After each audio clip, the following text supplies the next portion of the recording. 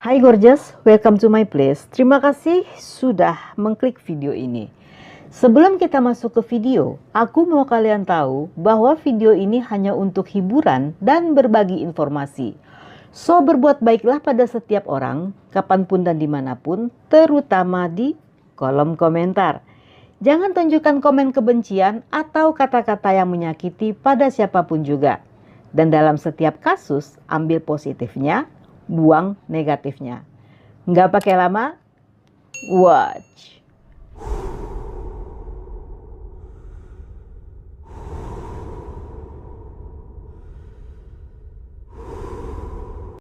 Helen Bailey dilahirkan pada bulan Agustus 1964 di Newcastle, Inggris. Semasa kecil, hobinya menulis di catatan harian. Setamat kuliah, dia lulus dengan gelar di bidang fisiologi. Dia berencana untuk menjadi seorang forensik karena tertarik dengan hal-hal yang berbau true crime. Namun karena tidak kesampaian, Helen pun kemudian menjadi seorang penulis. Dia telah menulis sebanyak 23 buah buku. Sebagai penulis, Helen cukup sukses. Lebih dari 3 dekade, Helen bekerja di London dan menikah dengan John Sinfield. Mereka sama-sama workaholic serta memiliki minat yang sama. Di bulan Februari 2011, mereka melakukan perjalanan ke Barbados, tempat mereka menikah. Namun, liburan romantis ini berubah menjadi tragis ketika saat di pantai, John terseret ombak besar ke lautan. Di saat itu, Helen yang tidak bisa berenang hanya bisa memandangi John hilang di lautan. Pada bulan Juni 2011, Helen yang sangat kehilangan dan mengalami trauma memutuskan untuk membuat sebuah blog bernama Planet Grief. Blog ini bertujuan untuk membantu dirinya serta orang-orang yang mengalami hal yang sama dengannya. Di sini mereka saling berbagi pengalaman tentang kehilangan orang yang mereka cintai. Hingga pada bulan Oktober 2011, dia bertemu seorang pria bernama Ian Stewart melalui Planet Grief. Ian yang berprofesi sebagai software engineer adalah seorang duda 2 anak yang telah dewasa.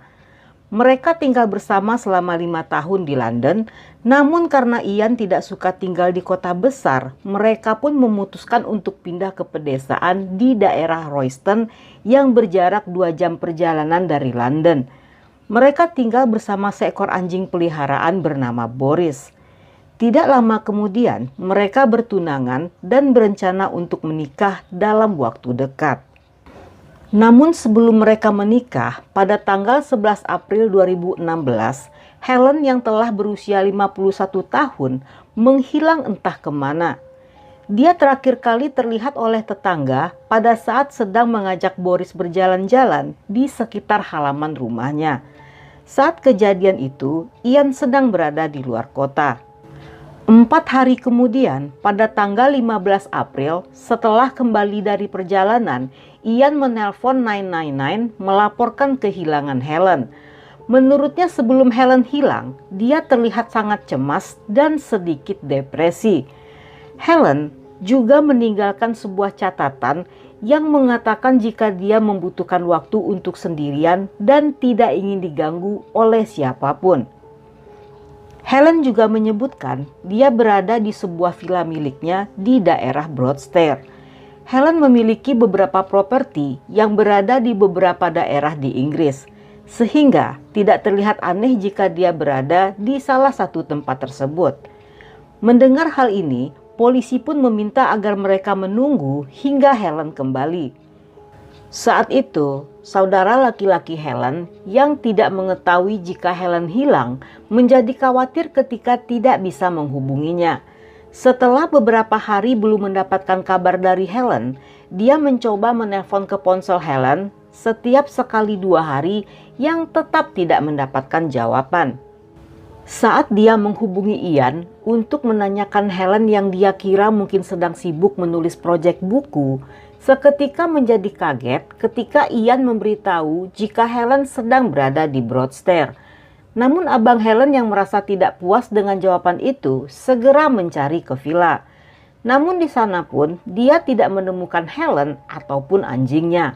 sehingga dia melaporkan hal tersebut pada polisi. Keluarga Helen menyatakan jika semua itu di luar kebiasaan Helen, dia tidak akan pernah pergi menghilang tanpa kabar.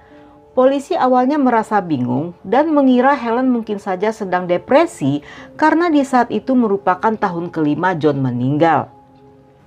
Saat polisi mendatangi rumah yang ditempati Ian dan Helen untuk memeriksa, tidak ditemukan tanda-tanda mencurigakan di sana. Mereka melakukan pencarian di setiap tempat selama 6 minggu ke depan. Selama masa pencarian, Ian terlihat sangat sedih. Dia bahkan tidak mengurus dirinya dengan baik. Mukanya terlihat letih dan jenggotnya tidak pernah dicukur. Menurut orang-orang, sejak Helen menghilang, Ian terlihat seperti orang yang tersesat dengan pandangan matanya yang selalu kosong. Namun dia selalu berterima kasih pada setiap orang yang telah membantu mencari Helen. Dia juga ikut mencari Helen serta menyebarkan poster orang hilang. Beberapa hari kemudian, polisi dan keluarga Helen menyatakan kehilangan Helen. Dalam sebuah konferensi pers, saudara laki-lakinya meminta jika Helen masih hidup, dia memintanya untuk segera mengabari mereka. Selama masa pencarian, polisi mencoba melacak melalui sinyal ponselnya, tetapi semuanya gagal karena ponsel tersebut dalam keadaan tidak aktif. Mereka juga memeriksa semua CCTV serta catatan rekening bank milik Helen, yang di sana mereka menemukan beberapa transaksi mencurigakan yang semuanya dilakukan atas nama Ian. Tetapi karena rekening tersebut merupakan rekening gabungan mereka berdua, polisi tidak bisa menuduh Ian sembarangan.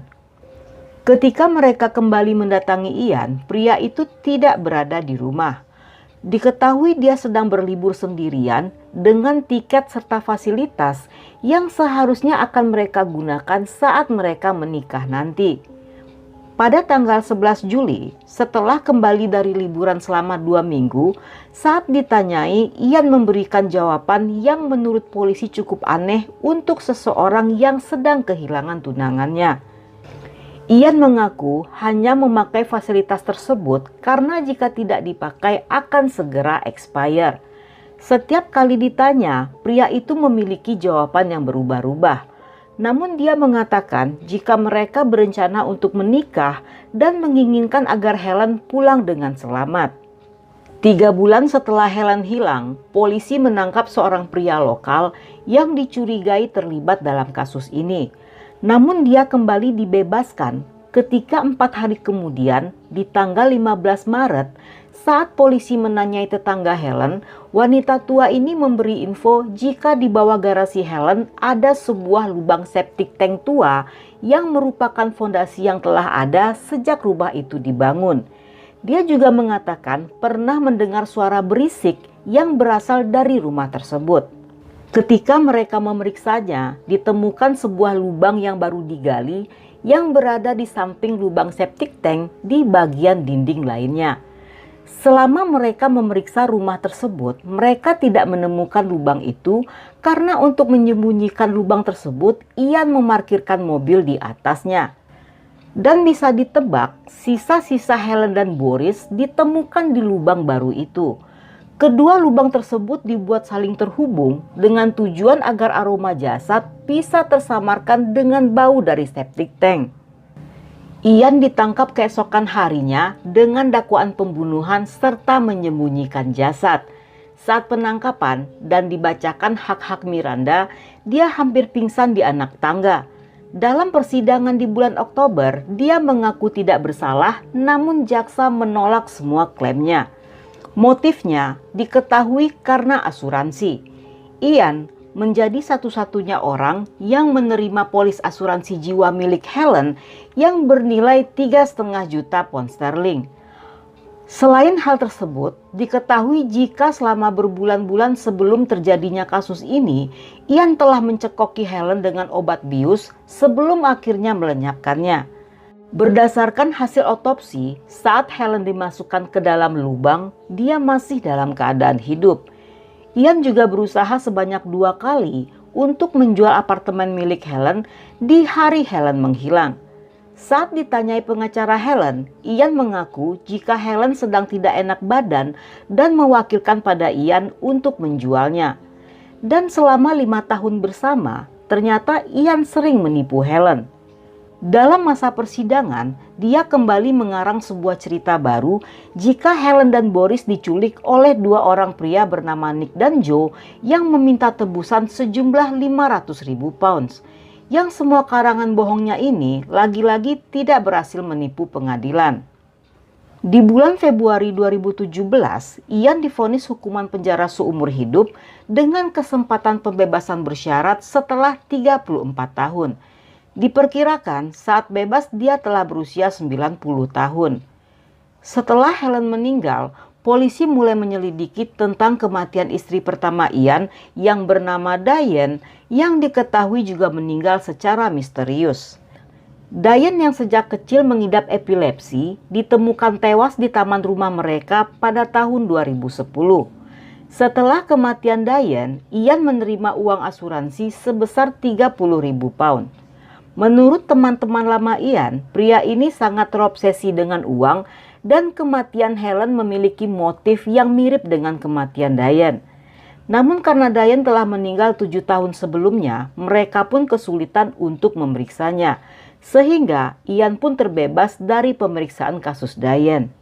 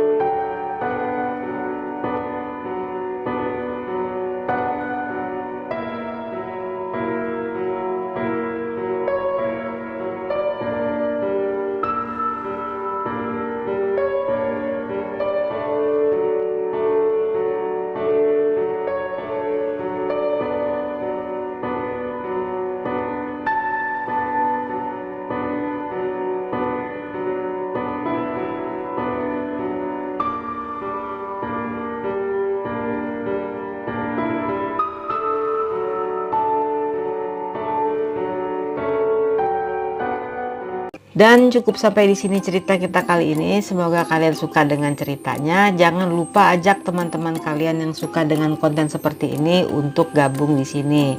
Buat kalian yang masih betah nonton sampai akhir, thank you, love you, have a nice day, and then see ya.